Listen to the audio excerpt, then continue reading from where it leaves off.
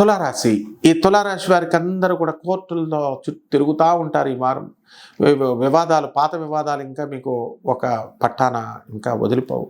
నూతన బాసులు మీకు దొరుకుతారు. తర్వాత కొత్త కొత్త ఉద్యోగాలు దొరుకుతాయి మీకు. ఉద్యోగాల్లో మీరు ఊహించినటువంటి జీతాలు మీకు రావడం అనేటటువంటిది జరుగుతాయి. అడ్మినిస్ట్రేషన్ మిమ్మల్ని గుర్తిస్తుంది. ట్రాన్స్ఫర్స్ మీకు అనుకూలమైనటువంటి చోట్లకు మీకు జరుగుతాయి. అలాగే ఈ తులారాశి వారికి అందరికీ కూడా మోకాళ్ళ నొప్పులు ఇవన్నీ కూడా ఉంటాయి. అయినా సరే మామూలుగా ఈ యొక్క కిడ్నీ ఇన్ఫెక్షన్స్, లంగ్ ఇన్ఫెక్షన్స్ ఉన్నప్పటికీ కూడా అవన్నీ తగ్గుముఖం ఈ వారంలో పట్టడానికి అవకాశాలు ఉన్నాయి. కాబట్టి ఆరోగ్యాన్ని జాగ్రత్తగా చూసుకోండి. కొత్త కొత్త పరిచయాలు ఏర్పడితే బీ కేర్ఫుల్.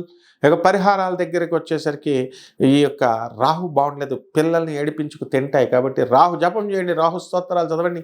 రాహుకి కిలోంపావు మినుముల్ని, ఆవుపేట రంగు ఉన్నటువంటి వస్త్రాలనిచ్చి మీరు చక్కగా దానం చేసుకోండి, దుర్గమ్మ జపం చేసుకోండి.